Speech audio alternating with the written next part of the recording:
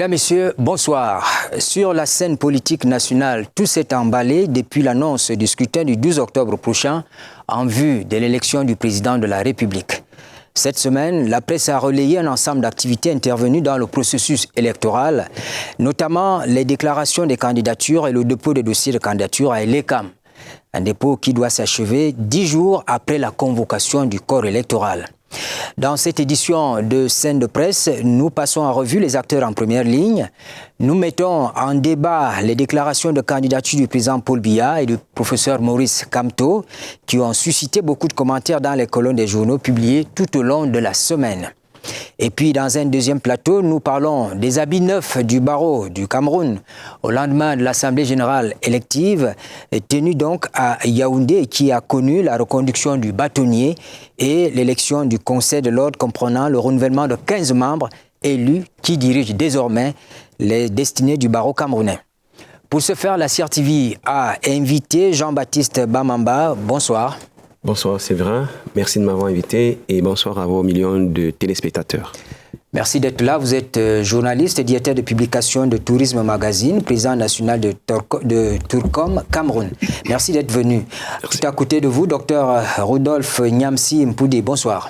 Bonsoir et bonsoir à tous vos nombreux téléspectateurs. J'espère que le débat sera élevé, la tragédie sera haute pour qu'on puisse éclairer le landerneau politique camerounais.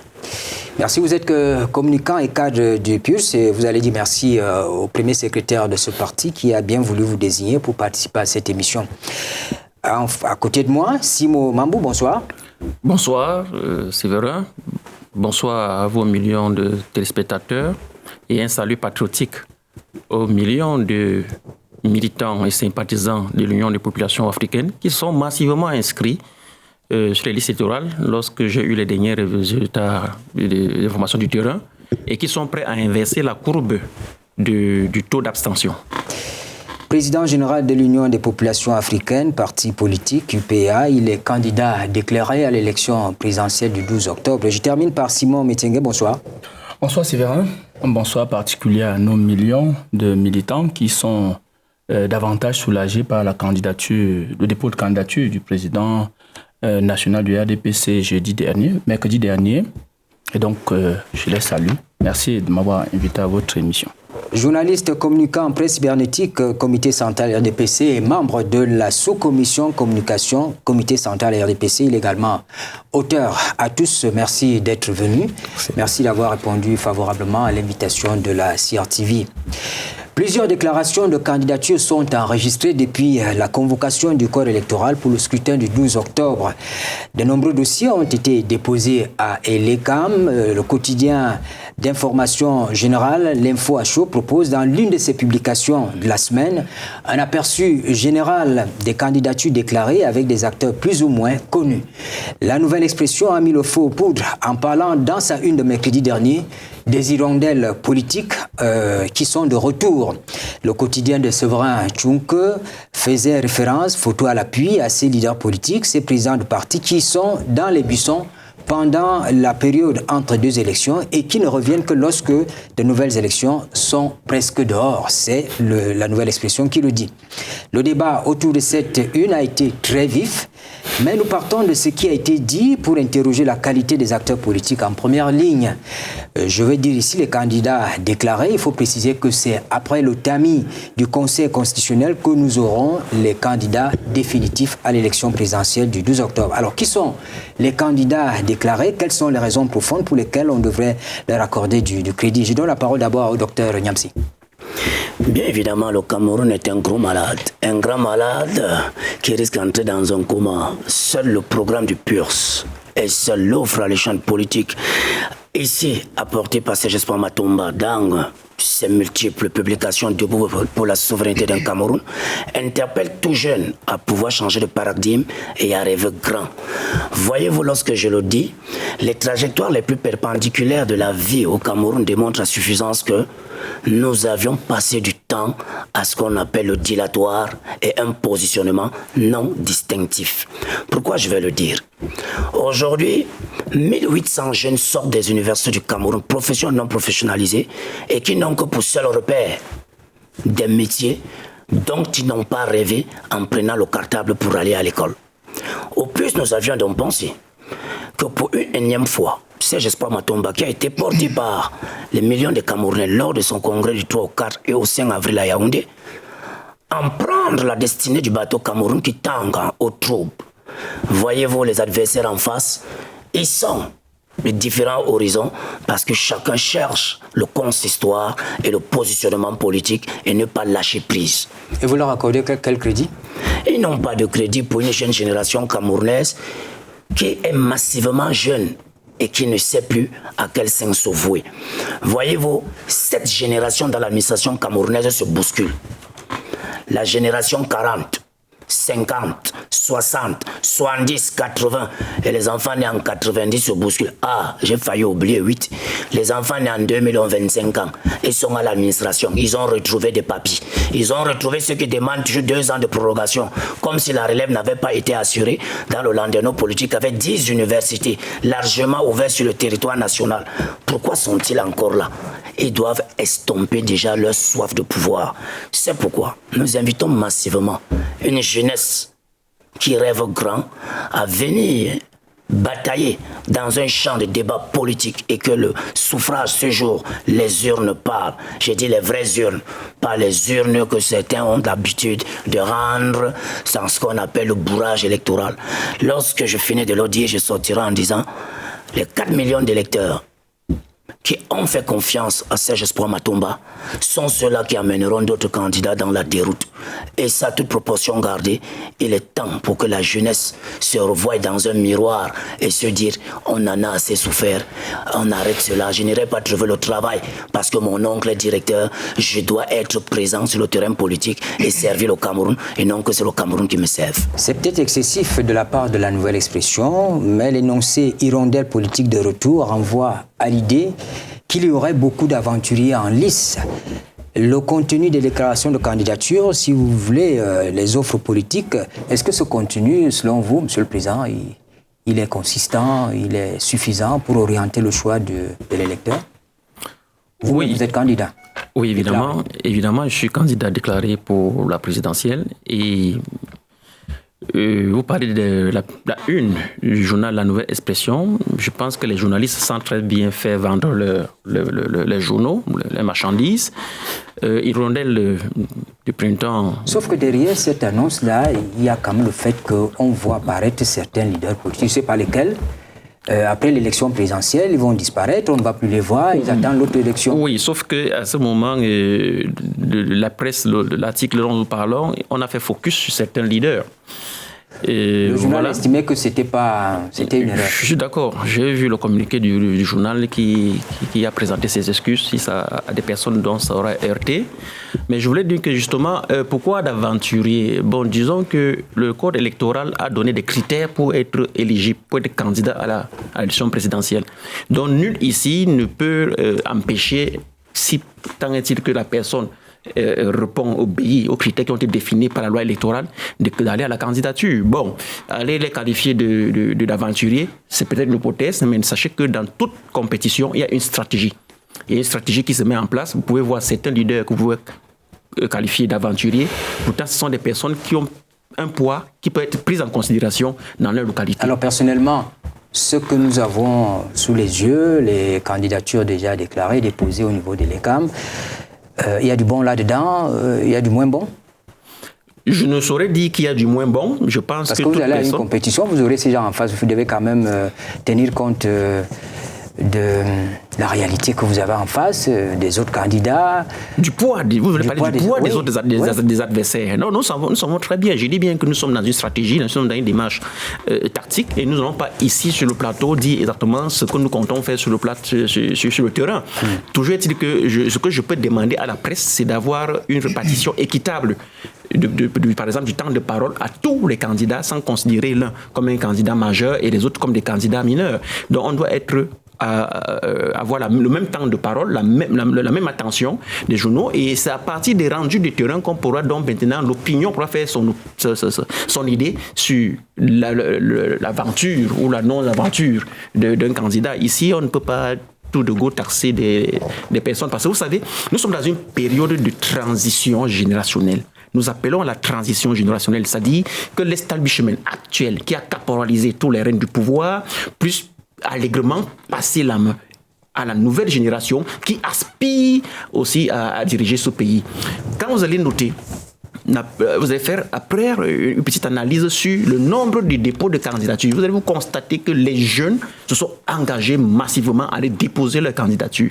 Et ça, c'est un signal fort parce que nous avons besoin que ces aînés qui ont longtemps, pendant une soixantaine d'années, tenu les rênes du pouvoir d'une main de fer extrêmement difficile et rigoureuse, qu'ils permettent aujourd'hui à la nouvelle génération qui aspire, si on n'essaye pas avec des nouveaux, qui peuvent être taxés d'hirondelles du printemps ou bien des aventuriers, si on n'essaye pas avec ces nouveaux, s'ils ne vont pas se frotter à cette compétition, comment est-ce qu'ils pourront être aguerris, comment est-ce qu'ils pourront acquérir des compétences pour que demain, ils puissent au mieux-être de leur capacité et de l'offre politique qui sont en train de passer. Ce qui est plus intéressant ici, ce n'est pas de regarder la figure ou bien l'âge de l'individu, mais c'est de regarder quelle offre politique. Parce que la présidentielle, c'est une relation entre un homme et un peuple. Alors, regardons le projet de société, regardez l'offre politique, c'est à partir de là qu'on peut apprécier à savoir si nous avons des aventuriers ou pas. Et pour définir ici quelqu'un, peut-être un aventurier, mettez-le en épreuve, donnez-lui une partie de pouvoir et voyez comment il va le gérer. À partir de là, on pourra faire un jugement.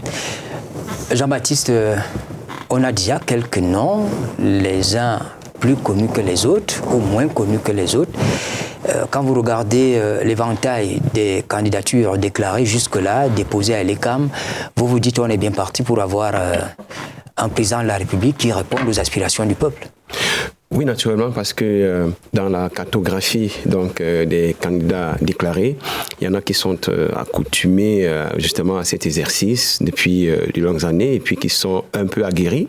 Et puis évidemment, la politique, c'est un jeu, c'est évidemment avec beaucoup de stratégies, chacun déploie comme il le peut, comme il le pense, etc., avec ses arguments, avec son intelligence et tout. Mais il est comme dans toute élection et comme dans toute compétition, on peut voir qu'il y en a qui sont favoris, il y a peut-être ceux qui sont outsiders, et puis on ne va pas supputer plus longuement pour dire qu'il y en a quand même d'autres qui sont plutôt des candidatures curieuses. Mais ce qu'on peut dire, c'est qu'effectivement, il y a du très bon, il y a du grain à moudre, et de cela, nous souhaitons que les candidats qui seront retenus finalement par l'ECAM lorsque on sera rendu par le Conseil constitutionnel, évidemment que ceux-là qui seront retenus, qui portent un projet de société, parce que la société camerounaise aujourd'hui est vraiment aux antipodes, on a besoin de changements. Les changements peuvent venir de partout, y compris de ceux qui sont là, qui peuvent se réinventer, qui peuvent apporter quelque chose de nouveau, un souffle pour dire, écoutez, peut-être que jusque-là, vous nous avez vus sur certains angles, mais là, nous voulons porter une nouvelle casquette, nous voulons montrer au peuple une nouvelle vision vers laquelle on voudrait que ce peuple adhère, fédère, pour que, évidemment, le lendemain soit meilleur et que tout se passe pour le mieux dans ce monde, dans ce Cameroun. Alors Simon, vous avez en face, le RDPC en face, des candidats qu'on connaissait déjà, mais vous êtes la principale cible. Il faut renverser la tendance, il faut vous arracher le pouvoir, il faut que les autres puissent le gérer, on fait confiance à la jeunesse. Quand vous regardez la cartographie des candidatures déclarées pour le moment, vous vous dites que la bataille sera rude. Écoutez, avant de répondre à votre question, je voudrais dire que, parlant du journal en question, j'aimerais dire que le journal a sa ligne éditoriale et je pense que c'est sur le plan politique qu'il a traité le sujet. Effectivement, oui, il y a des hirondelles. Il y a eu un cycle électoral entre 2018 et 2025. C'est une continuité. Et donc, on a vu un certain nombre d'acteurs politiques, au premier rang desquels le RDPC, batailler au niveau des locales, au niveau de l'élection présidentielle d'abord et ensuite au niveau des locales. Mais le peuple souverain sait qui sont ces partis politiques, qui sont ces personnalités. Maintenant, il y a certains qui, après les élections 2018, ont disparu. Si un journal parle des hirondelles, il parle certainement de cela. Mais en tout cas, le peuple saura bien faire la différence. Ce qu'il faut dire ici, c'est que j'ai bien suivi le secrétaire général du comité central du RDPC jeudi dernier, accompagné du ministre directeur du cabinet civil, lorsque le vice-premier ministre Jean Kuete disait les Camerounais sont mûrs, suffisamment mûrs, pour savoir faire la différence entre ce qui est fait, ce qui est en train d'être fait et ce qui est proposé, ce qui leur est proposé d'être fait. En réalité, c'est ce que les Camerounais sont, ils sont matures. Ces hirondelles qui n'étaient pas là hier vous disent que le Cameroun est un gros malade. C'est ce qu'ils disent. Ils insultent les Camerounais. Ils disent que les Camerounais et leur pays sont des gros malades et qu'ils sont des Jésus, des Messies pour venir les sauver. Or, les Camerounais savent très bien ce qui est fait. J'ai entendu des gens vous dire il faut donner à d'autres générations, il faut faire ceci, ainsi de suite. Toutes les générations gouvernent. Toutes. Vous avez la fonction publique. La fonction publique, c'est 471 000 agents de l'État. 90% de ces personnes-là ont moins de 60 ans. Et pratiquement 70 ont 35 ans. Entre 35 ans et 20 ans. Ce sont les jeunes. Maintenant, il y a une autre catégorie. Allons dans le secteur privé. Je suis déçu aujourd'hui que certains veulent nous faire entrer en arrière de 60 ans en parlant du dirigisme. Ils parlent des fonctionnaires. Non, le RDPC, à côté des fonctionnaires, parle du secteur privé. Il ne vous échappe pas. Quand on va, parce que je couvre souvent en tant que journaliste les sessions budgétaires. En 2024, quand vous avez vu le statut budgétaire du Cameroun, vous vous rendez compte que 55% du budget de l'État vient des impôts. Et les impôts vous disent qu'il y a plus de 400 000 sociétés au Cameroun créées, petites, moyennes et grandes entreprises. Celles qui cotisent, donc qui versent les impôts à l'État. Et donc, c'est ce Cameroun-là qu'on dit qu'il est malade. Vous avez vu dernièrement des preuves que les uns et les autres peuvent palper. Quand il y avait le sommet de la CEMAC, le sommet extraordinaire de la CEMAC, tous les pays de la CEMAC sont venus ici parce qu'il y avait un problème. Ils avaient un problème, mais le Cameroun, lui, n'en avait pas. Parce qu'en réalité, le Cameroun a une économie résiliente. Parce que la plupart de ces pays-là sont plus adossés, leur économie est plus adossée sur le pétrole. La nôtre, d'abord sur la contribution des entreprises. Alors, à vous entendre, j'ai l'impression que la bataille qui s'annonce, ce sera moins des arguments sur les politiques à conduire, ce sera plutôt sur les individus. Je commence à apercevoir ce débat-là entre vous. On parle des jeunes, on parle des vieux. Très bien, parce que... On oublie un peu ce qui préoccupe les Camerounais pour le moment, à savoir le bien-être. Très bien, c'est pour cela que justement... Je ne vais pas couper la parole. Non, vous avez le droit de le couper. À la récitation bien faite de certains cadres de ce parti qui sont dans le positionnement non moins distinctif ou attractif, mais dans le positionnement durable. Pourquoi je vais le dire? Lorsqu'on a bien mangé, qu'on s'est bien vêtu, et lorsqu'on a un emploi conséquent dont on n'est pas prêt à aller à la retraite, on doit conserver ce genre d'art oratoire. C'est du sophisme. Je vais vous expliquer. Lorsque vous regardez la route de Ngaoundéré et son université, que la magnanimité du président a bien voulu donner aux Camerounais, c'est combien d'étudiants en âge de pouvoir avoir un emploi? Lorsque les rapports des Nations Unies nous disent le Cameroun a 30 millions d'habitants, la fonction publique devait avoir minimum 10% de sa population. Il a parlé du secteur privé. Mais tous ceux qui apportent l'économie au secteur privé sont membres du comité central parce qu'ils ne justifient pas réellement l'impôt. Si vous voyez 20 hommes d'affaires camerounais ayant des entreprises dans ce pays, tous appartiennent au RDPC. Quand est-ce que le redressement fiscal et la fiscalité sera très bien contrôlée lorsqu'on est du haut parti où on peut dire à son camarade fais ci, fais ça. Et je vais vous dire, je prends les Camerounais à témoin. Le marché du poisson au Cameroun, que vous avez donné exclusivement à un membre de votre parti, vous croyez que ce repli, parce qu'on est dans le même parti, donc vous donnez le favoritisme à votre camarade de parti, comment payera-t-il les impôts? Je mets quiconque au défi. Nous savions ce que le poisson a donné. C'est pourquoi en haute mer de Mauritanie, le bateau de Camécruz du père Zogwandela, il est bloqué. Vous êtes allé le récupérer, ça qui devait donner du poisson qu'on vend aujourd'hui à 3 000 francs le kilo sur le marché camerounais. Je suis très déçu qu'un acteur politique aussi sérieux, appartenant à un parti politique très sérieux comme vous le demandez, lorsque vous prenez la rue de Mokolo à Yaoundé, l'offre politique que j'apporte, c'est de vous enlever au pouvoir pour que les populations puissent circuler veillement. Parce que vous avez confisqué la reine politique pendant 24 ans. Et je vais vous dire pourquoi. Un enfant naît à Pitois. Grande ambition, grande réalisation, grande opportunité, force de l'expérience. Mais les immondices que je vois à Yaoundé, de la conurbation à la périphérie, c'est ça que vous vouliez encore donner aux Camerounais sur 24 ans. Je prends juste l'âge mature. Nous n'avons pas été des hirondelles. Parce que dans le jeu politique des 18 partis politiques, les élus du peuple, on retrouve le PURS. Je vais aux élections présidentielles pour la 2e fois. Quand vous allez Foulan, vous voyez ma permanence de parti. La vôtre, elle est haut. Puisque vous êtes allé battre campagne dans les bureaux de l'État du Cameroun, vous ne faites pas le jeu politique. Vous faites la confusion entre le jeu politique, l'offre politique et la position étatique que vous aviez. Nous, au PURS, nous pensons, vous permettrez une minute, nous pensons qu'il y a une unité nationale qu'on doit fédérer sur le changement de l'identité du Camerounais qui sert son pays. C'est pourquoi le Cameroun est malade. Il est malade pourquoi? Le dernier concours administratif. Vous savez ce qui s'est passé? Non, vous n'êtes pas témoin. Parce que votre fils et ceux qui ont adhéré au parti ont pu allèchement trouver du travail sans concourir avec les autres. C'est ce que j'ai vu.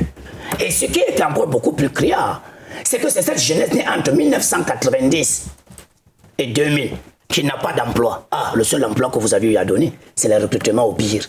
Ah, les seuls endroits que vous avez pu donner, c'est le recrutement de Ben Sikiner. Parce qu'aujourd'hui, à Yaoundé, quand je descendais de mon bus, oulala, j'ai vu beaucoup de jeunes dans le Ben Sikin qui parlaient très bien la langue française, qui pouvaient être insérés dans le tissu économique et enlever vos partisans du parti qui ont atteint l'âge d'aller à la retraite, de laisser les postes qu'ils ont confisqués.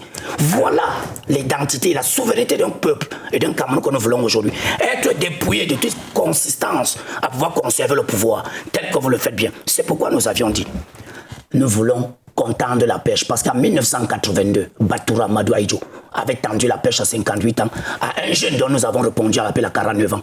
Mais pourquoi est-ce que vous ne vouliez pas tendre la main à la jeunesse et confisquer toujours le pouvoir pour pouvoir montrer à la jeunesse que la jeunesse est incapable de réfléchir et de réaliser? Alors, à vous les jeunes. L'enjeu, c'est les jeunes, c'est les couches vulnérables, c'est les femmes. Non, nous ne sommes même pas pour la pêche tendue.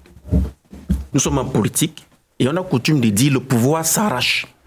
Si on s'entend qu'il y ait une pêche tendue, ça ne peut être que dans le même camp. Que ça se passe comme en 1982? Monsieur Aïdjo faisait partie de quel camp? C'était l'UIC qui est l'ancêtre de RDPC.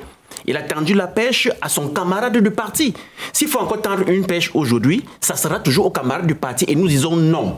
Parce que l'heure de la rupture a sonné et l'heure de la refondation du Cameroun est arrivée. Et ça, c'est la position de... Je suis d'accord. Il n'a peut-être pas suivi la sémantique, la morphosyntaxe de cette perche. Ça veut dire renouveler au sein de la classe politique camerounaise. C'est pour ça que moi, une certaine mouvance. J'appelle plutôt que nous allons plutôt à la conquête, à la bataille. Le pouvoir, il dit, et je répète, s'arrache. On ne peut pas nous donner des cadeaux. Le RDPC ne fera pas du cadeau aux partis politiques d'opposition. Nous sommes préparés en conséquence, mentalement, psychologiquement, matériellement. Nous nous organisons, et même humainement. Parce que nous ne pouvons plus accepter de vivre encore 7 ans dans la même situation. C'est extrêmement difficile. Tout à l'heure, on a connu des problèmes pour arriver ici au studio de mobilité dans la vie, mobilité urbaine. On nous a promis il y a longtemps des tramways. On n'en a jamais rien vu. On nous a promis des échangeurs. On n'a rien vu aujourd'hui. Mais est-ce que nous allons continuer à vivre dans cette situation pendant 7 autres prochaines années? Parce qu'il n'y a rien qui ne pourra que changer, parce qu'on ne peut pas changer. Ils ont coutume de dire on ne change pas l'équipe qui gagne. Donc ça veut dire que si c'est la même équipe qui va être là, c'est la même stratégie qu'ils vont appliquer. Et la même stratégie, c'est de maintenir le Cameroun dans l'obscurantisme. C'est des vétérans. Ils sont des vétérans. Nous ne sommes pas d'accord.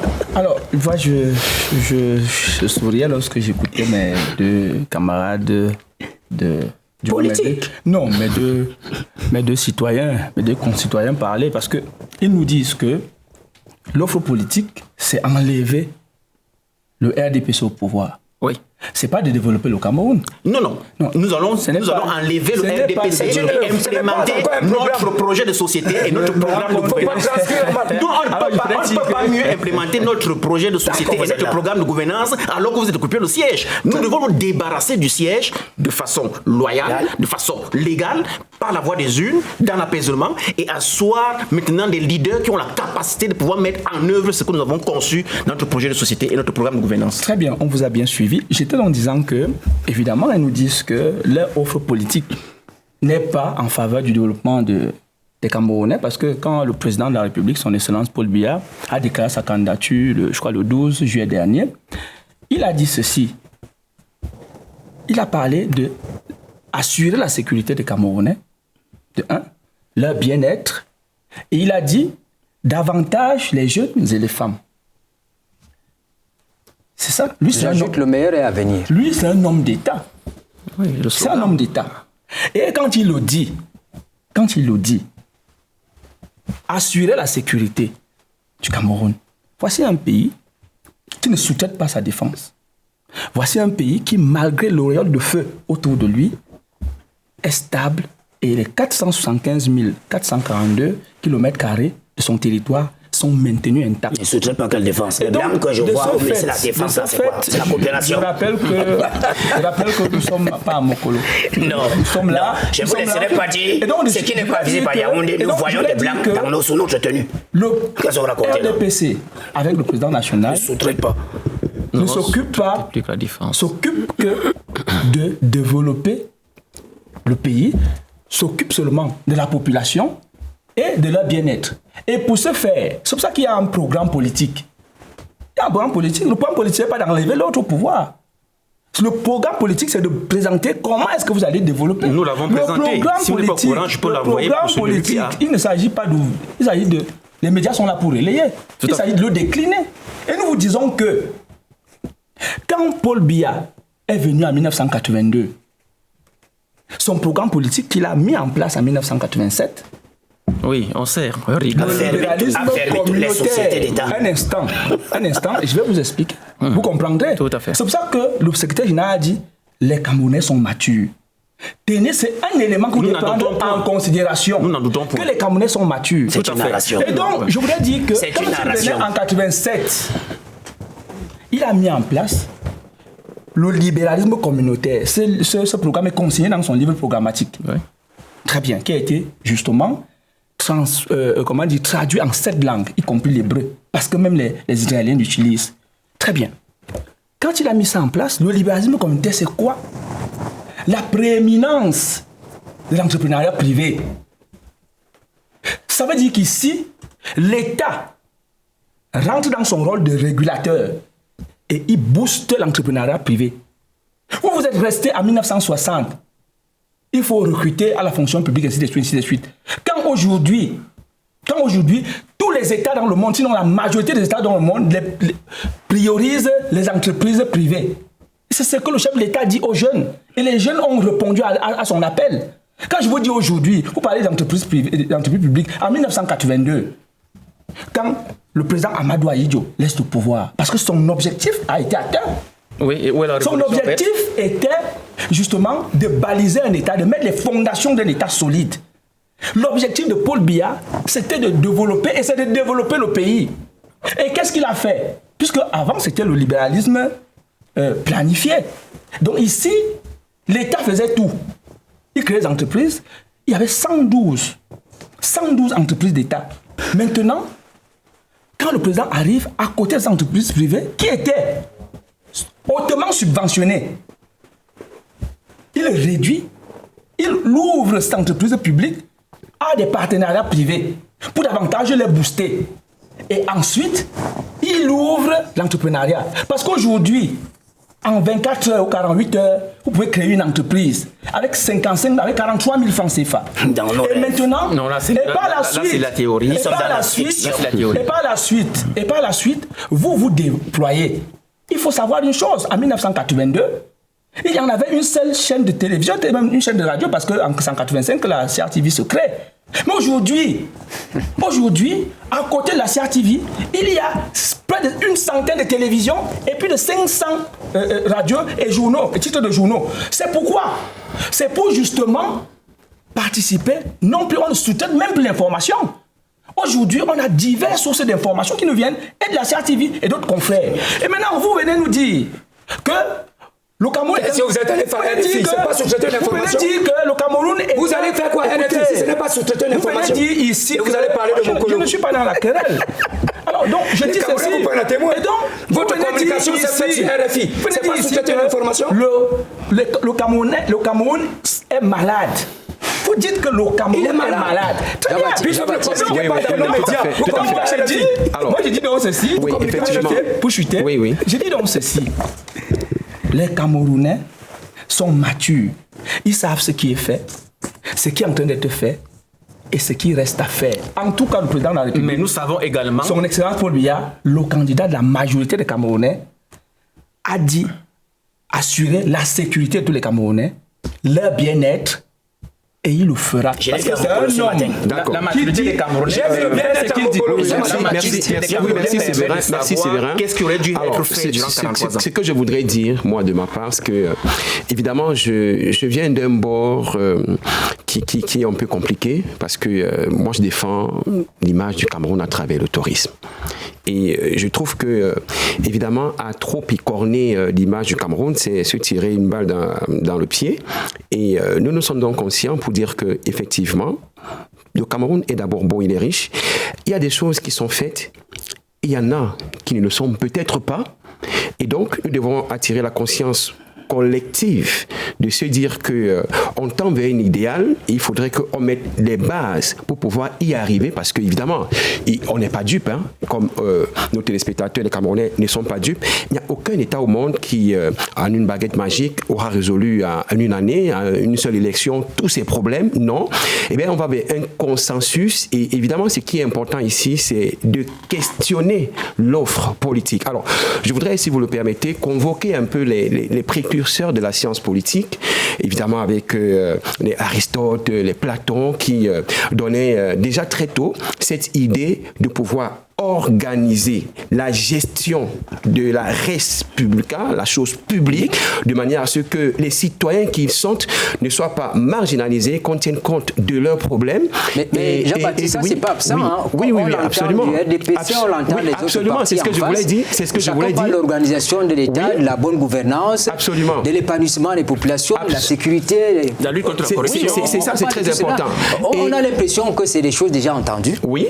Qu'est-ce qu'on offre au Cameroun? Effectivement, c'est là où je voulais arriver. Parce que ce que je voulais arriver, c'est qu'il faudrait que nous sortions des débats de personnes. Il faudrait qu'on oppose donc les politiques, les stratégies, afin que le Camerounais puisse tirer la meilleure qui lui convienne pour son épanouissement. Et je voulais également ajouter pour dire que nous sommes en attente de beaucoup de choses dont je pense les candidats déclarés sont conscients à nous offrir, à nous proposer afin que nous choisissions, parce qu'en fait, en fin de compte, c'est l'électeur qui choisira le président dans l'urne. Le ministre d'État, secrétaire général de la présidence de la République, a poursuivi cette semaine la concertation avec les acteurs de la scène politique nationale. Ferdinand Ngongo a rencontré les délégations des partis politiques qui disent soutenir la candidature du président Paul Biya. On va regarder les déclarations des uns et des autres au sortir de cette concertation. Un message fort, un soutien fort et déterminé du PADEC pour faire gagner le président de la République, son Excellence Paul Biya, notre candidat, à un score de 81% au moins. Nous voulons partir de 71% en 2018 à 81% en 2025. Nous avons les moyens stratégiques pour obtenir ce résultat. Et le vent politique actuel nous est favorable pour obtenir ce résultat. Avec la défection de certains adversaires et l'amoindrissement de l'éclat d'autres adversaires. Un engagement aussi déterminé aux côtés d'un homme clairvoyant, d'un homme sage, que nous avons combattu autrefois, pendant que nous étions, n'est-ce pas, aveuglés, et dont nous voyons des réalisations éclatantes, Qui plus que le président du PADEC, qui a été dans une opposition radicale et qui, dans le feu de l'action gouvernementale, voit les différentes réalisations qui, malheureusement, sont parfois mal connues, qui ne sont pas tout à fait exposées à la connaissance du public.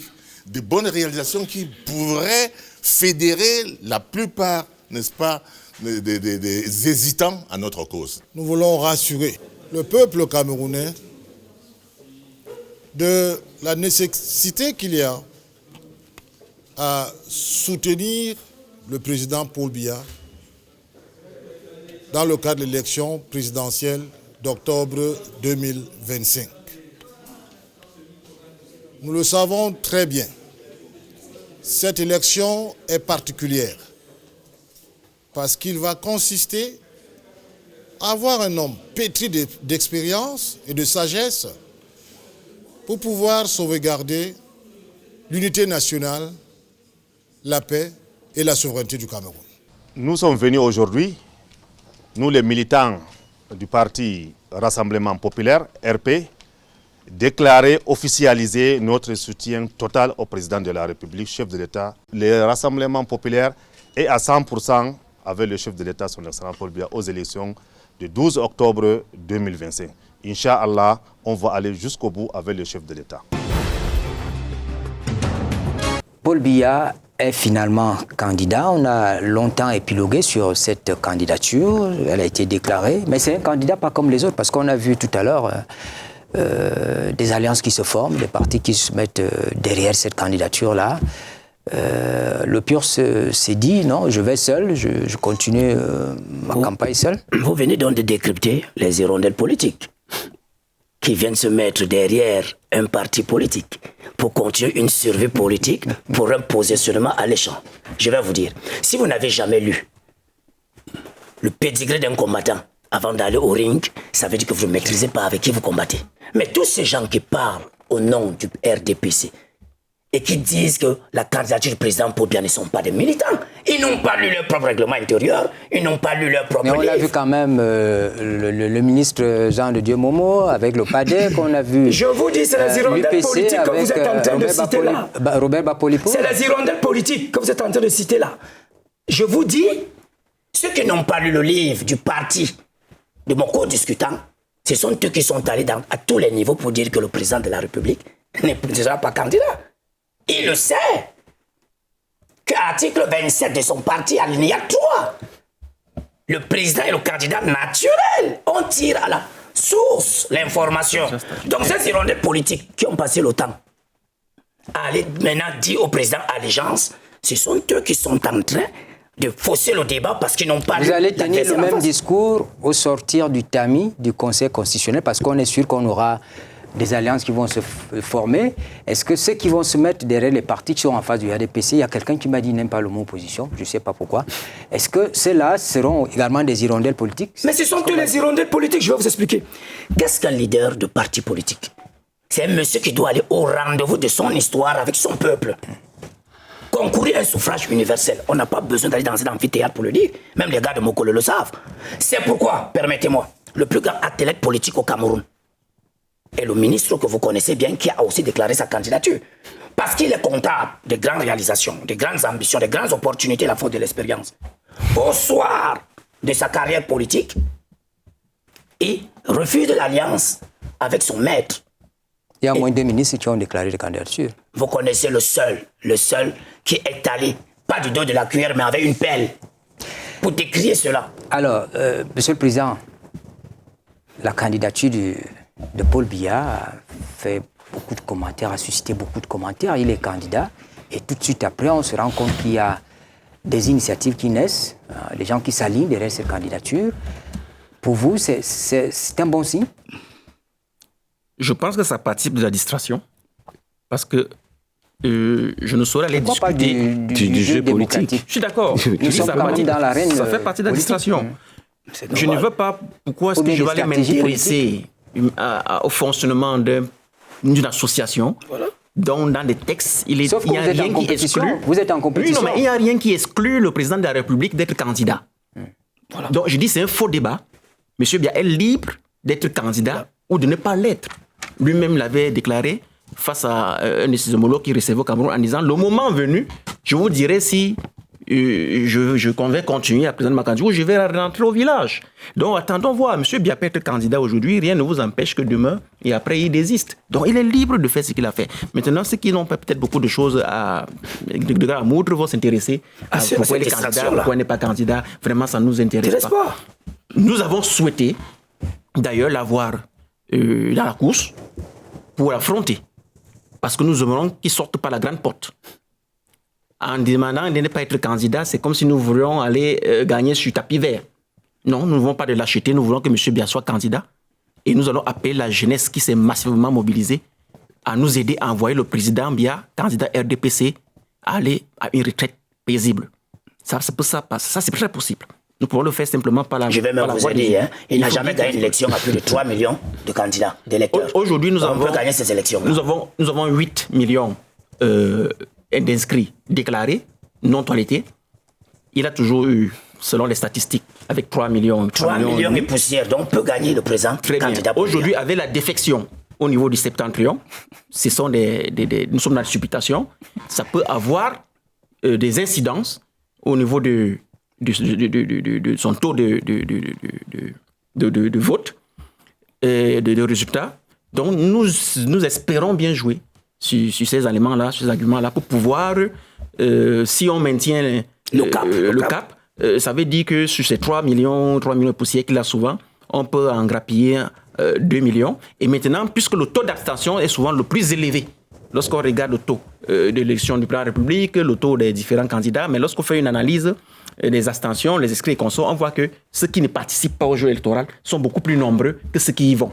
Donc nous souhaitons que toute la jeunesse, cette fois-ci, s'ils se mettent dans la danse, s'ils se mettent dans la danse, forcément, au soir du 12 octobre, le RDPC sera dans notre côté et nous serons de leur côté. Simon Jean-Baptiste, Paul Biya, un candidat pas comme les autres.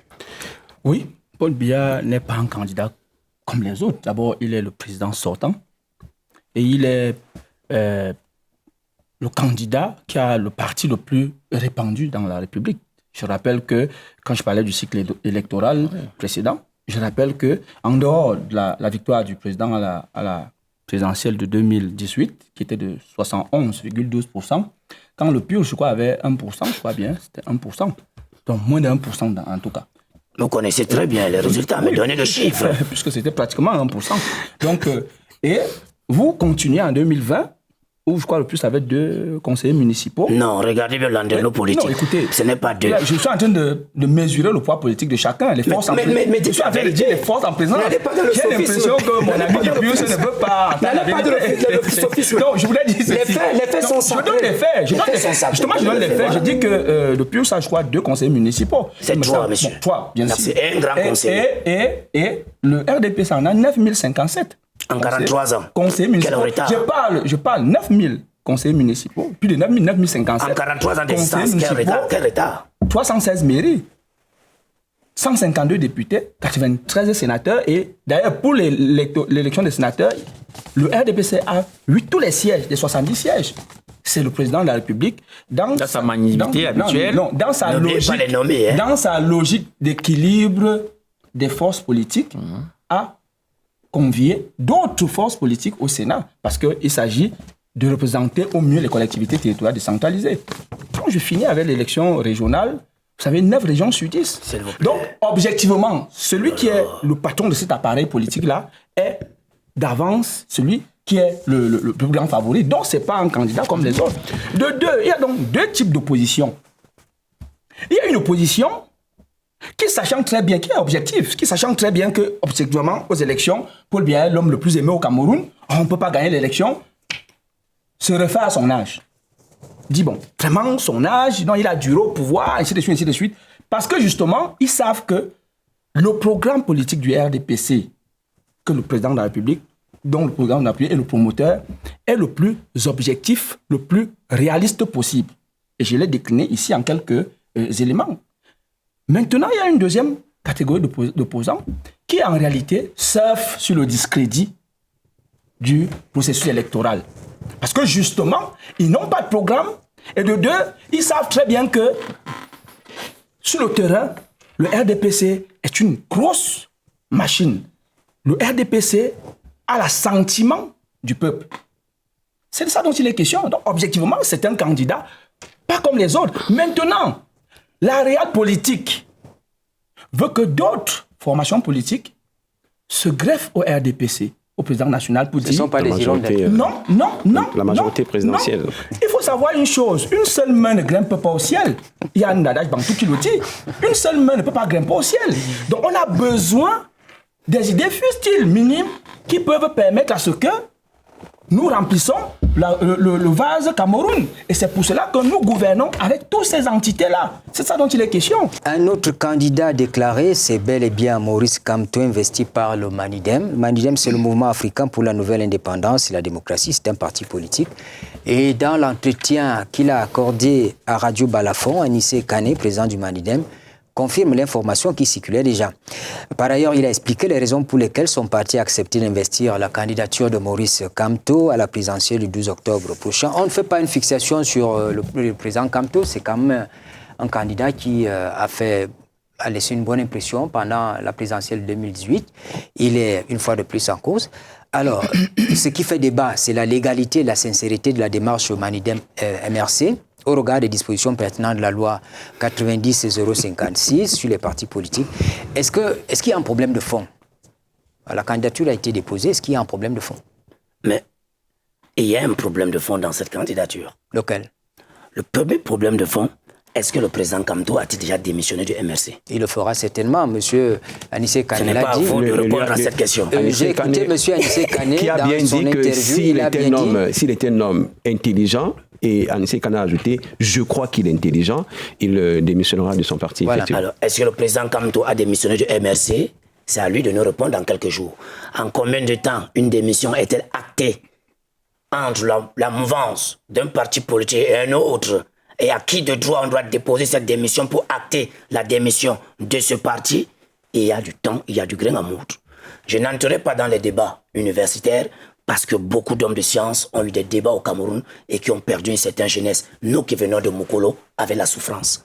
Pour vous dire que, avant de revenir sur cette question, je souhaite évoquer 3 éléments, chers frères. Dans tous les rapports du Cameroun, nous sommes rendus compte que votre champion a implémenté des politiques, il a inspiré les politiques, a donné la chance aux Camerounais comme nous de les implémenter. Allez voir la maison d'arrêt de Kondengui, ce sont vos camarades de parti. Pourquoi?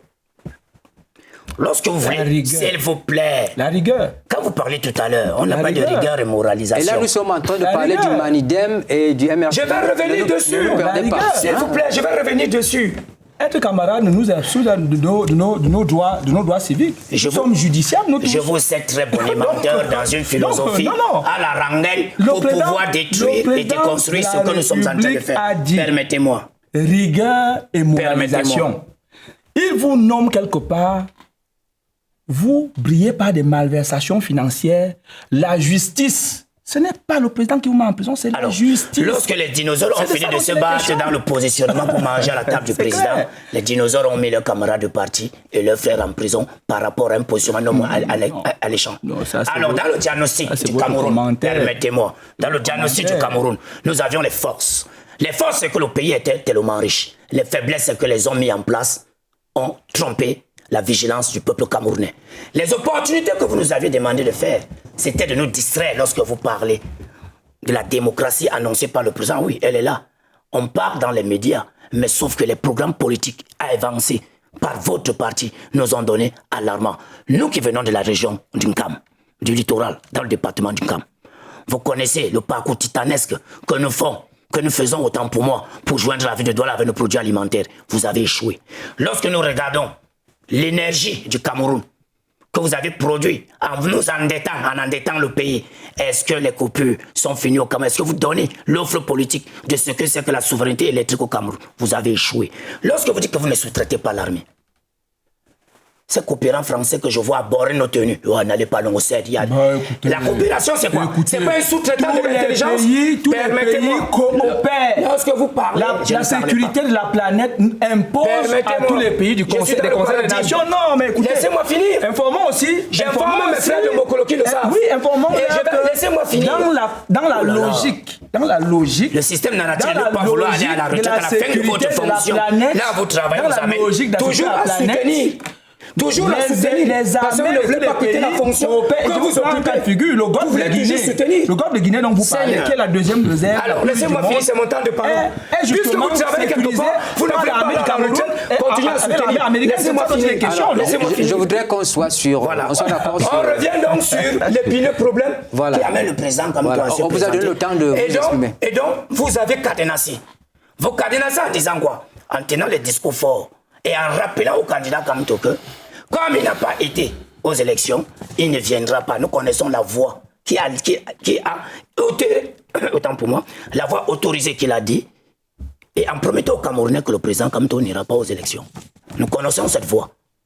Mais le président Kamto lui-même en 2020 avait dit que, en prenant la décision de ne pas aller aux législatives, il sait bien qu'il ne sera pas candidat. Qu'est-ce qu'il n'a pas dit? Et le tort que ça va causer à son parti.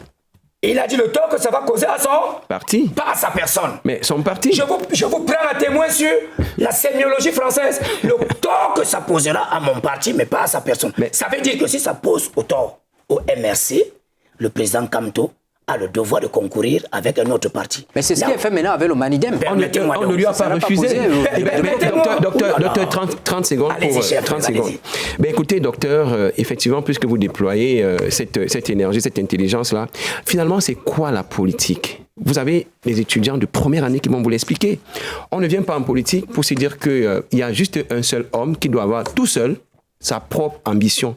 Qu'est-ce qu'on fait des autres qui veulent être conseillers, qui veulent être députés, qui veulent être maires et tout? On ne peut pas donc ainsi aller avec tout un groupe, avec tout un parti, finalement sacrifier les voix politiques, l'ambition politique de ces millions, de ces partisans-là, parce que au soir, je ne sais pas quoi, au crépuscule, je ne sais pas de quoi, on va se dire qu'on va pouvoir quand même se représenter, même si ça cause problème à son parti. S'il vous plaît, c'est une interprétation juste à poser que vous avez voulu faire sur le boycott. Sur le boycott. Du RMC. Alors, permettez-moi. C'est la politique, c'est la science politique. Je tiens à rappeler que le boycott est une expression politique. Mais ça n'a jamais profité à personne. Non, ça dépend, à personne. Ça dépend des contextes. Voilà où nous en sommes aujourd'hui. Aujourd'hui, voilà où nous en sommes aujourd'hui. Les informations que vous avez eues, pardon. Allez, chef. L'ATP a boycotté les élections de cette année. On se comprend. L'ATP n'est pas un parti politique. Je suis d'accord. C'est une plateforme de partis politiques. Donc, on dit que l'ATP n'est pas un Donc, quand le leader dit que nous boycottons les élections, je dis que ce sont les dernières informations que j'ai.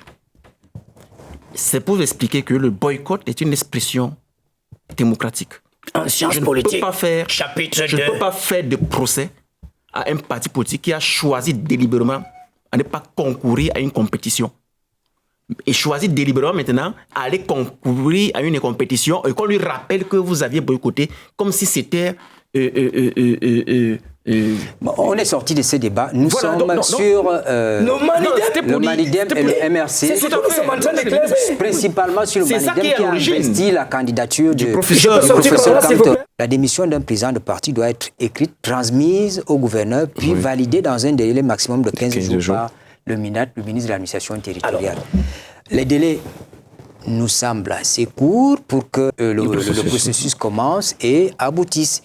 N'avons-nous pas affaire là à une candidature qui risquerait d'être écartée? La candidature du professeur Kamto ne sera jamais écartée parce que vous avez l'habitude de faire tweeter dans les services publics où les gouverneurs sont membres du RDPC dans leur village, où les préfets sont membres du RDPC dans leur village, de faire tweeter et de faire sortir dans les réseaux sociaux ce que c'est que la division administrative d'un acte. Et là, je pense que lorsque j'arriverai au pouvoir avec le PURS, ces hommes-là seront interpellés par... Dites-nous pourquoi elle ne sera pas écartée, c'est ce qu'on va entendre. C'est le débat qui a cours. Puisque le président Kamto a bien respecté les délais, le président Kamto a introduit, parce que la première fuite de l'information sort d'un commissariat de Douala. Ça, nous n'avons pas les preuves. C'est Anissé Kane qui l'a dit. On n'a pas les preuves ici. On n'a pas les preuves que ça a été le commissariat. Nous n'accusons pas le commissariat. Non, je prends à témoin le dire de cet homme politique qui a bataillé pendant les années de Braise et qui ne dira pas un mensonge pour attirer les regards sur lui. Alors, nous sommes sur le champ politique. Nous sommes sur le champ politique. Ouais. Alors, les fuites d'informations sortent d'où? De ceux-là qui sont gouverneurs le matin et le soir sont membres du parti au pouvoir. Honnêtement, ça c'est pour pas souci de fair play, pas souci d'apaisement, de cohésion sociale, je pense... De jeu politique aussi. De jeu politique, je pense qu'il ne faut pas du tout écarter, ça c'est mon opinion personnelle, de manière...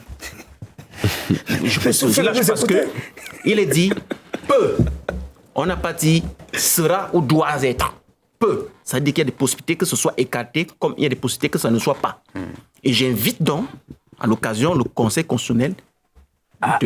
Ça ne relève pas du Conseil constitutionnel, il faut respecter la loi. Je suis d'accord. Oui, c'est le contentieux. Voilà, non, je suis d'accord. C'est la loi. C'est le contentieux, mais nous savons comment ils interprètent aussi les lois là-bas.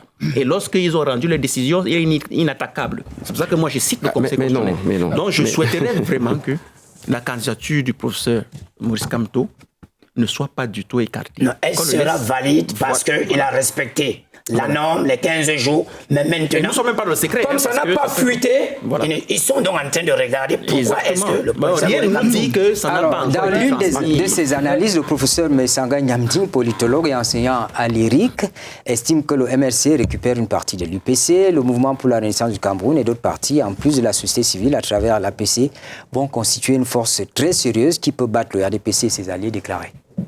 Je voudrais dire que d'entrée de jeu, je vous ai dit qu'il y avait deux types d'opposition.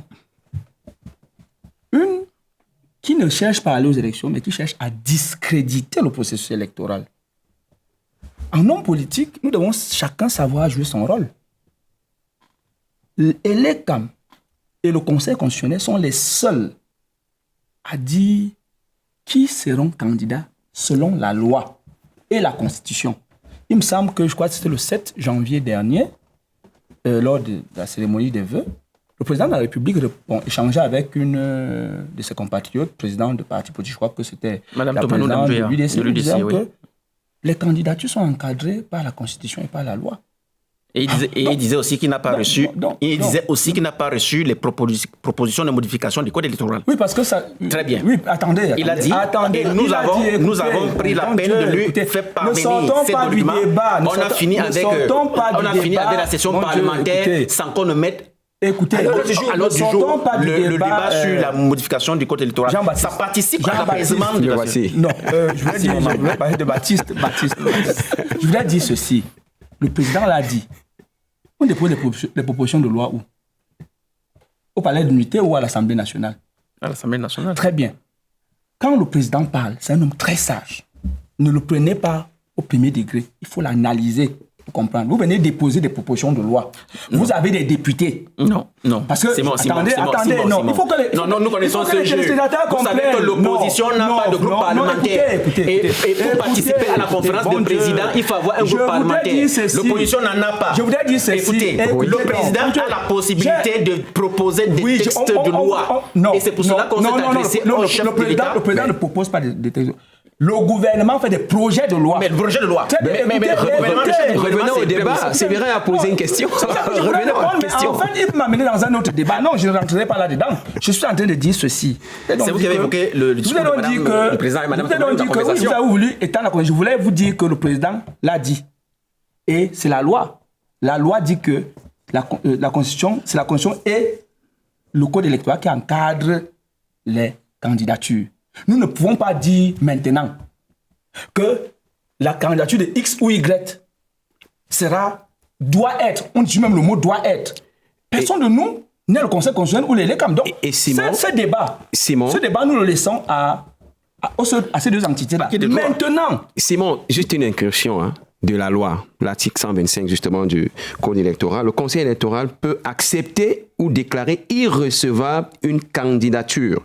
La notification de la décision motivée de rejet d'une candidature est faite à l'intéressé par le directeur général des élections et une copie est envoyée donc au Conseil constitutionnel. Donc effectivement, la loi elle est encadrée et puis viendra le temps du contentieux. Très bien. J'étais donc en train de dire cela, mais il ne faut pas que les Camerounais perdent à l'esprit. C'est pour ça que j'ai parlé du Conseil constitutionnel. Il ne faut pas que les Camerounais perdent à l'esprit ceci. Il y a deux types d'opposants au Cameroun. Ceux qui veulent sortir du jeu démocratique, et c'est eux qui discréditent, qui imposent aux institutions leur agenda. Et ceux-là qui sont dans la logique de concourir au suffrage universel. Comme le PURS. Très bien. Et donc, de ce fait, il faut qu'on sache très bien que cette candidature au RDPC, si ça ne dépendait que de nous, normalement, le MRC et le professeur Maurice Kamto devraient être à l'aise parce que c'était les deuxièmes. Mais c'est vous qui étiez le pouvoir. Donc, une partie, soit 14% du corps électoral camerounais, l'avait plébiscité. Donc, naturellement, le RDPC, qui est, avec son président national, le promoteur, sinon, ça a été le premier laboratoire de la démocratie, est dans la logique de la diversité des pensées politiques. Et le MRC en est une version. Maintenant, c'est la loi qui civilise la société. Tout ce que nous faisons ici est encadré par la loi. Vous parlez des détournements. Quand vous détournez, le militantisme... Non, vous n'avez pas expliqué pourquoi le professeur Kamto... Non, n'allez pas dans ce débat. Bon Dieu. Expliquez au Camerounais pourquoi le professeur Kamto sera-t-il candidat. Et c'est ce que je vais vous expliquer tout de suite. Permettez-moi. Pourquoi vous voulez que... Permettez-moi. Expliquez à nous, les enfants de Mokolo, pourquoi le professeur Kamto a déposé... Permettez-moi. Non, je ne peux pas parce que c'est moi qui avais la parole. C'est moi qui avais la parole, vous arrachez juste. Permettez-moi cette instruction pour expliquer à mes frères de Mokolo pourquoi le professeur... Il ne s'agit pas de ça, je réponds à une question. On n'a pas discuté de sa candidature. On n'a pas discuté. Expliquez. Je suis en train de dire ceci. Il ne revient pas à moi. On n'a pas discuté. Permettez-moi les motivations. Non, écoutez, il ne revient pas à moi d'expliquer les motivations. L'argumentaire, vous êtes dans le narratif. Écoutez, argumentez pourquoi le professeur Kamto sera-t-il candidat. Bon Dieu. Je vais vous dire une chose. Allons-y. Je vais vous dire une chose. Mais si moi j'ai bien compris, il parle de la loi, que c'est la loi qui va tout déterminer. Avant d'arriver à la loi, le co-discutant devait dire que le professeur Kamto aurait démissionné du MRC, permettez-moi, sans hilarité du comportement, permettez-moi. Le professeur Kamto aurait pu démissionner du MRC, déposer sa démission à qui de droit sur le gouverneur de la région, acter cela, aller vers le Manindem, faire son acte de candidature et faire son dépôt de candidature pour que nous, à Mokolio, nous comprenions qu'il a déposé une candidature. Que ce qu'on avait fait comprendre aux gens, qui ne pourraient même pas déposer une candidature. Il n'y a pas de doute là-dessus. Permettez donc. Il n'y a pas de doute. Le Manindem a déposé, a investi, la candidature a été déposée. Là, il n'y a pas de doute. Maintenant donc, il devait donc d'abord expliquer cela avant de parler de la loi. Allons-y rapidement parce qu'on va avancer. Allons-y. Justement, je voudrais ouvrir une parenthèse. Nous ne sommes pas le Conseil constitutionnel. Très bien. Nous ne sommes pas... D'accord. Nous ne sommes non plus... Je ne sais pas pourquoi le professeur Maurice Kamto, nous ne sommes pas le MRC ni le Manindem. Tout à fait. Le professeur Maurice Kamto, semblerait-il... Il est candidat. Il a déjà déposé sa candidature. Il est candidat déclaré. Très bien. Avec un parti éligible, qui est le Manindem, parce que le Manindem doit avoir un conseil municipal dans le Bombari, je crois bien. Donc, il est éligible. Très bien. Maintenant, il revient à qui de droit d'étudier ses candidatures et de rendre public cela. Maintenant, mais sur le plan purement politique, sur le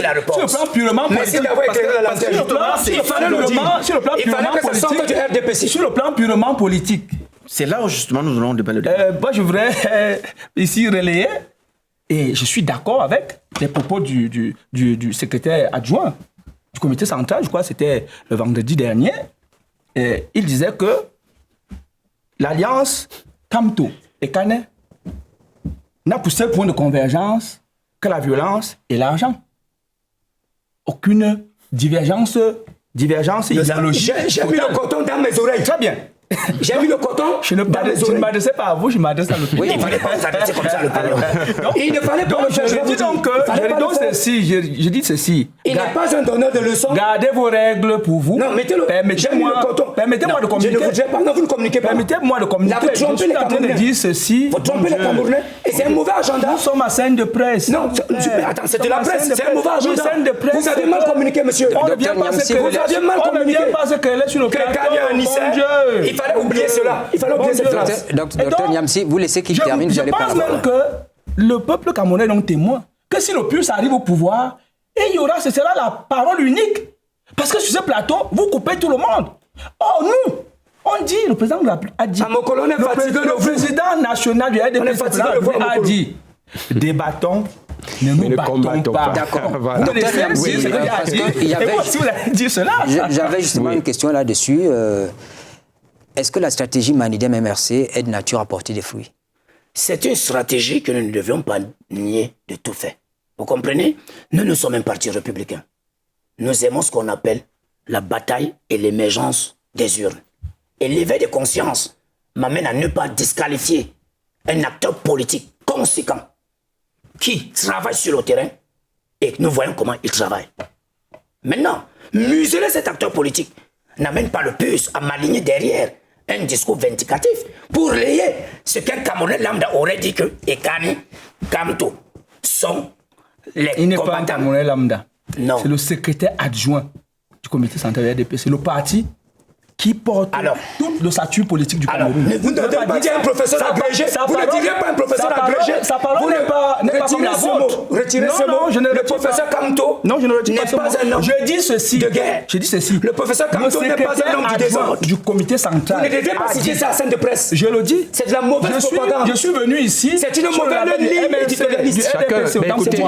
Docteur, c'est parce que la jeunesse attend de vous. Docteur Yamsi, Je comprends les agitations du PULS. Chacun prêche pour ça. Chacun peut pour sa chapelle. Docteur Yamsi, moi je pense que, évidemment, ce qu'on peut dire, c'est que dans ce jeu politique, on est quand même donc en train de préparer l'élection présidentielle. C'est un moment important de la société. Je pense que tous les stratèges politiques scrutent ce qui se passe dans le camp d'en face. Effectivement, que le président Kamto se mette avec le Manidem, ça peut faire réfléchir certains partis politiques pour repenser effectivement leur stratégie. Et moi, j'ai écouté le professeur Messanga Nyamdine qui disait que il va récupérer une partie de l'électorat donc du PCI là-dessus.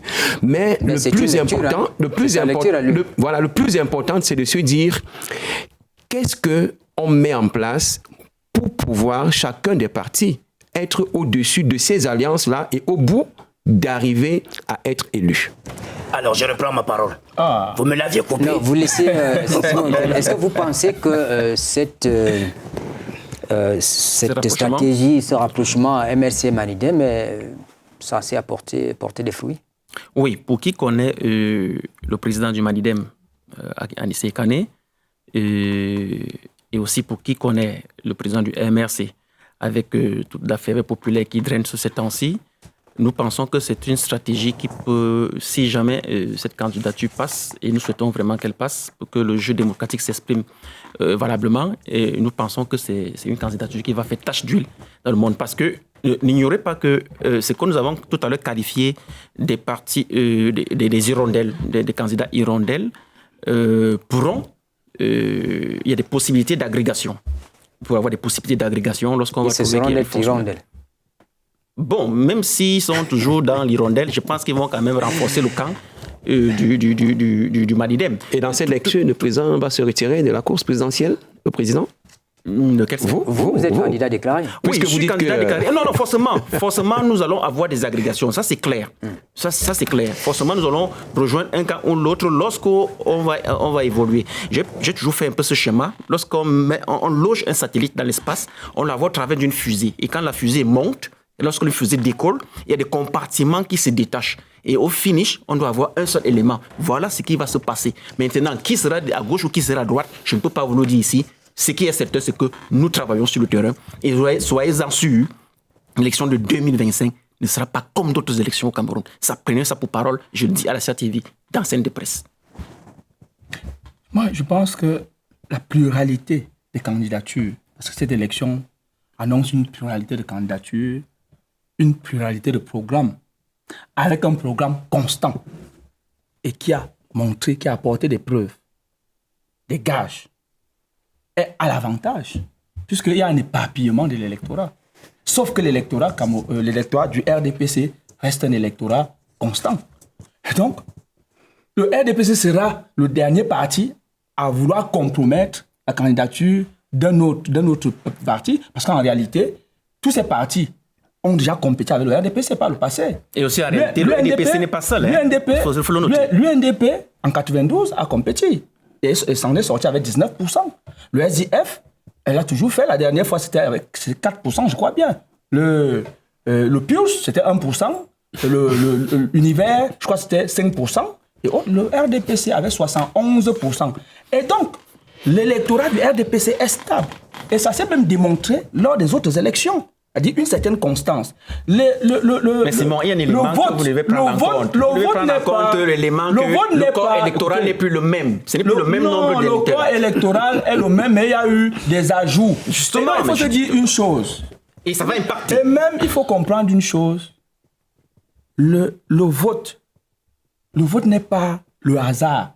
Alors, on va en avance. Et les CAM et ses démembrements ont reçu, comme le prévoit le code électoral, des candidatures des partis politiques et des candidatures indépendantes. On constate quand même, après tout, que les candidatures féminines ne sont pas nombreuses. Hein. On peut citer le cas, on nous a signalé, une dame, celle de Zéamvéné Geneviève, qui a été déposée candidature indépendante enregistrée au sud du pays. On pourrait tout aussi citer celle de Thomas Ndamjoya de l'UDC. Pourquoi ce désintérêt des femmes ?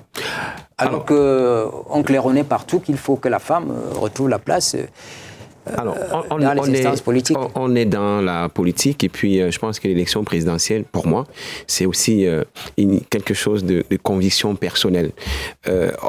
Rechercher forcément le genre ou la parité dans cette candidature, est-ce que c'est opportun, est-ce que c'est impressionnant, on ne sait pas. Mais le plus important, écouter, hein, oui, elle ne nous écoute pas, donc c'est donc à elle de se mobiliser pour se présenter, puisque la loi n'interdit pas les candidatures féminines. Alors si les candidatures féminines ne prospèrent pas, n'essaiment pas, peut-être que la gente féminine, autant qu'on peut le voir, n'est pas très intéressée. Alors, il faut rappeler que la loi permet qu'on puisse être investi soit par un parti politique, soit qu'il y ait des candidatures indépendantes selon l'article 121 du Code électoral. Et à partir de là, je pense que si on regarde les partis politiques et ceux qui voudraient faire du gentleman pour laisser prospérer une candidature féminine, elle sera acceptée si elle répond aux conditions prévues par la loi. Donc pour moi, le genre, la parité, c'est pas assez. Pour moi, c'est pas une question qui devait capitaliser dans cette élection. Les femmes ne sont pas nombreuses à compétir. Au plus, comment on regarde cela ? Non, elle est bienvenue dans l'arène politique. Hein. Je pense que c'est une frange de l'histoire camerounaise qui était en train de vouloir se mettre en éveil. Cette dame, nous l'avions beaucoup encouragée, elle fait du terrain, et je pense qu'elle donnera ce qu'on aura appelé une direction à la jeunesse féminine du Cameroun. Pourquoi je le dis ? Parce que vous saviez que depuis un certain temps, une élite comprador n'a pas voulu nous donner des femmes gouverneurs, pourtant elles sont administrateurs civils, n'a pas voulu nous donner des femmes préfets, pourtant on doit les compter dans le jeu électoral. Quand vous voyez... Mais il y a des femmes préfets. Des femmes sous-préfets, peut-être pas gouverneurs. J'ai cité gouverneurs. Ils ne sont pas en train de nous donner davantage. Parce que vous avez parlé aussi des femmes préfets. Il y en a. Est-ce qu'elles sont davantage ? Il y en a, est-ce qu'elles sont davantage ? Je ne sais pas si vous comprenez la manière dont je réponds à vos questions. Allez-y, je vous comprends parfaitement. Très bien. Bien que cela soit fait, mais nous en voulons un peu plus. Et c'est pourquoi j'ai parlé de cette élite comprador. Lorsque je reviens, je m'interroge sur les femmes qui font la politique au Cameroun. Mais tous les veilles de conscience des femmes sont disséminés à travers tous les partis politiques.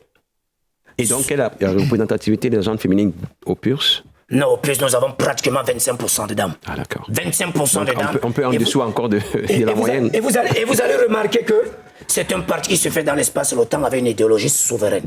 Et c'est dans cette idéologie-là que le PURS avance. Nous sommes encore revenus dans le jeu électoral, sachant que nous allons tenir la dragée très haute.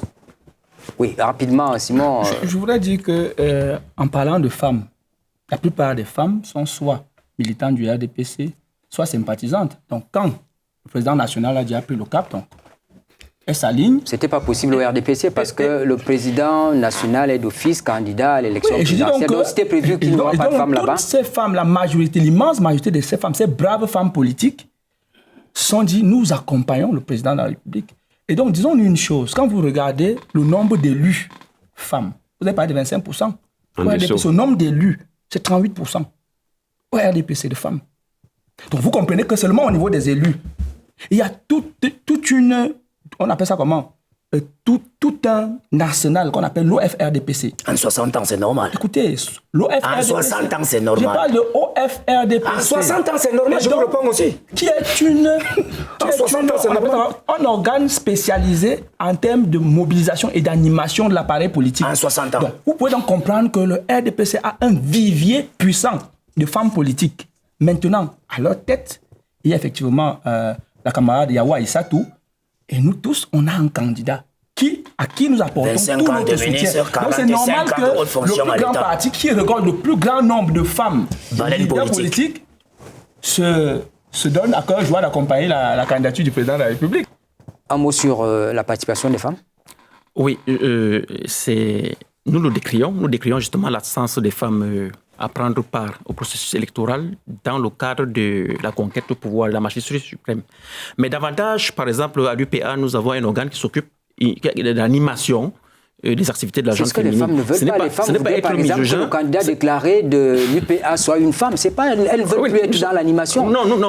Malheureusement, l'environnement politique actuellement au Cameroun est totalement pollué et ça effraie. Ça fait peur d'être un leader politique au Cameroun. Lorsque nous suivons dans les médias des interpellations, des intimidations et consorts, ce n'est pas du tout facile pour une dame de s'engager sur cette voie-là. Et nous encourageons, nous tirons un coup de chapeau à toutes les femmes, pour l'instant, qui, dans tel climat, sont en train de se battre sur le champ politique. Parce que ce n'est pas une chose qui est aussi facile, qui est aussi donnée. Mais ce qui est certain, c'est que la compétition est ouverte au sein de l'UPA. Si une femme dépose sa candidature, peut être investie à la tête du parti, pour être candidat à une élection, nous le ferons avec joie.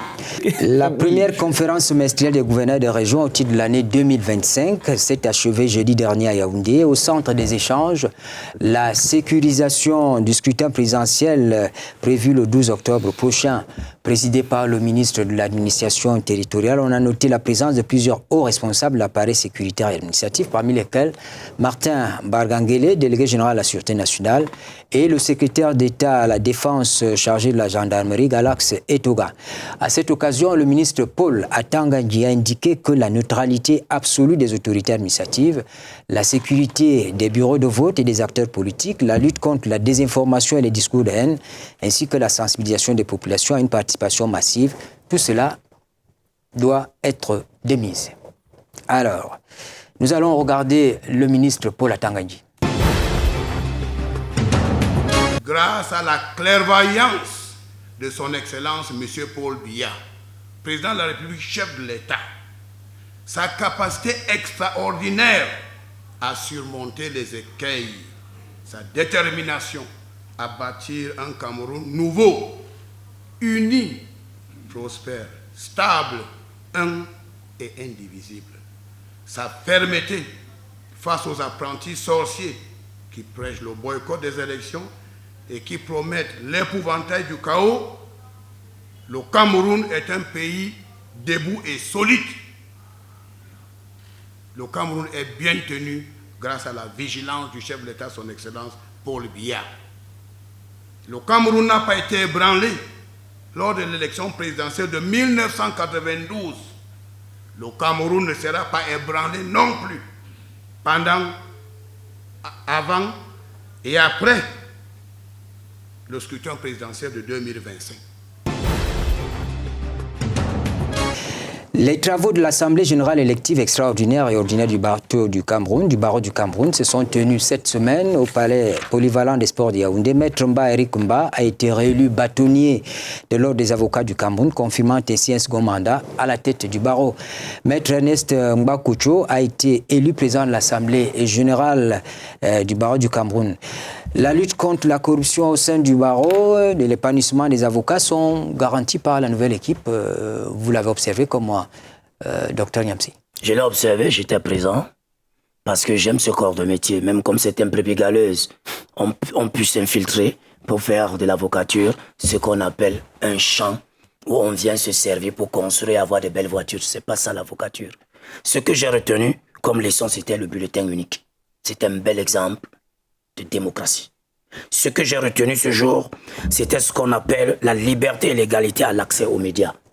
Tous les candidats ont eu le temps sur cette plateforme à faire ce qu'on appelle battre campagne.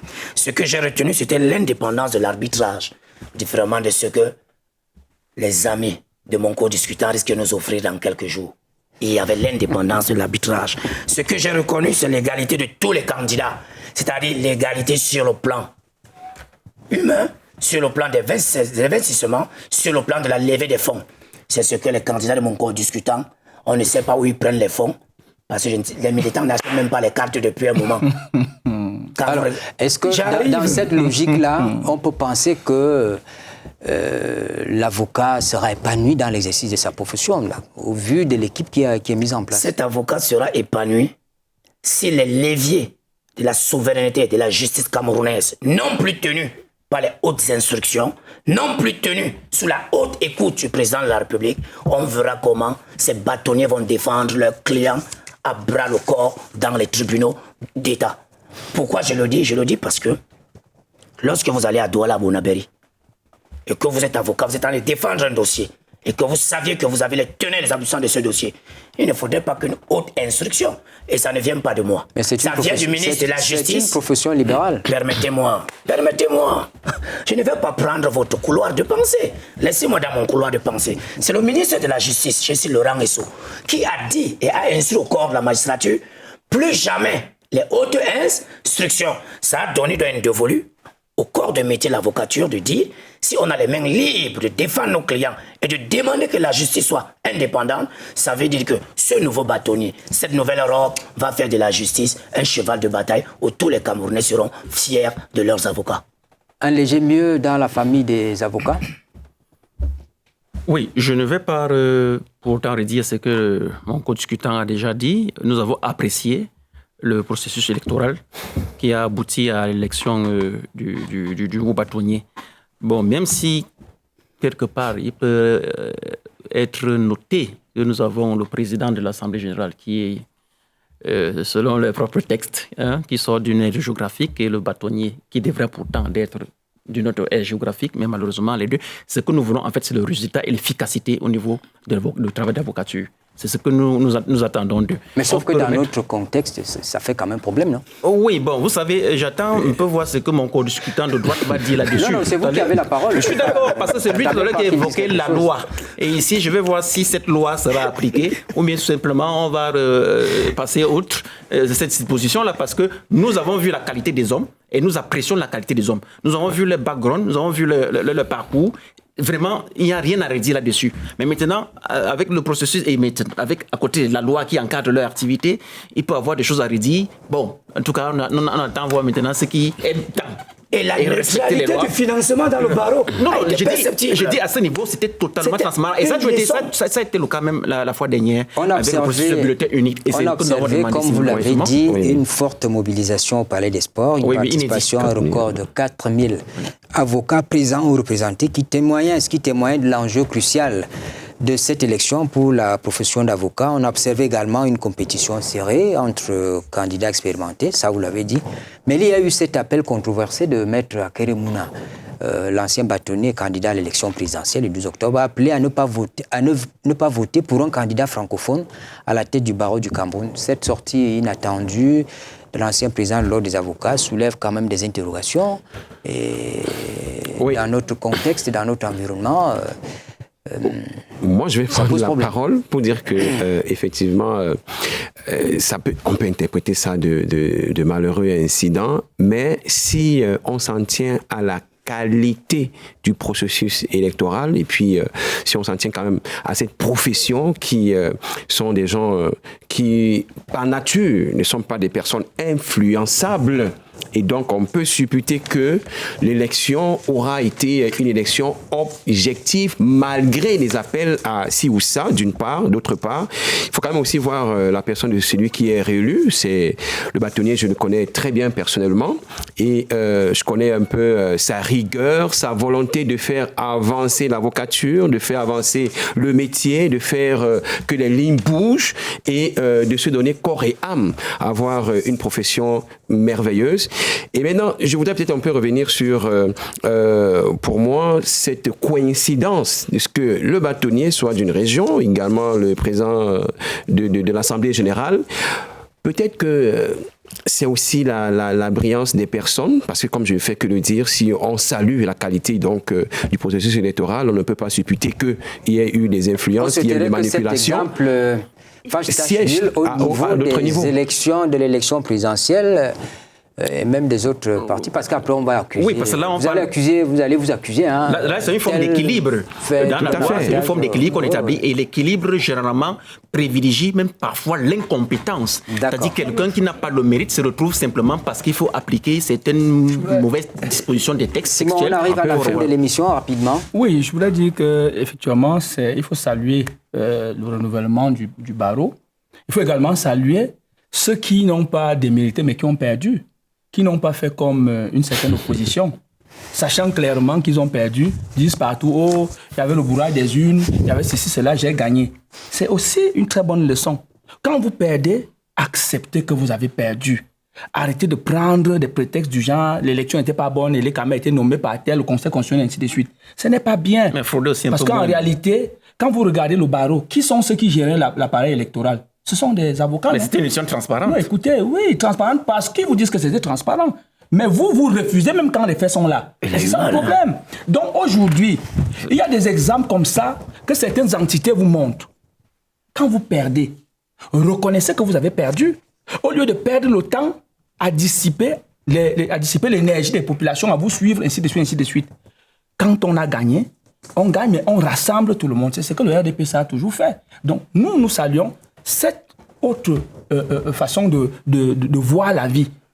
L'élection n'est pas un jeu dangereux. L'élection n'est pas la guerre.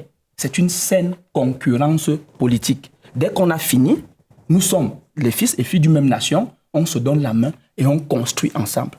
C'est de ça dont il est question. Nous arrivons au terme de cette édition de Scène de Presse. La CRTV reste accrochée à ce qui se passe au niveau de l'ECAM. Les candidatures déclarées ont jusqu'à ce lundi pour être déposées auprès de l'ECAM, et puis le processus va continuer au niveau du Conseil constitutionnel pour avoir les candidatures définitives. Merci à vous, merci d'avoir accepté d'être là. Merci également. Je voulais juste... Ah oui, vous avez raison, vous avez raison. Je voulais juste, d'ailleurs, vous étiez à la dédicace le 10 juillet dernier, Ultime combat du Grand Nobel africain. En fait, ce livre, on le sait, c'est un recueil du bilan. Ce qui disait, ils veulent voir le bilan, il est là, chiffré, avec des illustrations. Maintenant, les perspectives. Est-ce qu'il a fini? Donc, il a terminé son mandat? Non, on dit, le mandat est fini. Mais quel bilan alors vous faites maintenant? Vous faites le bilan à mi-parcours?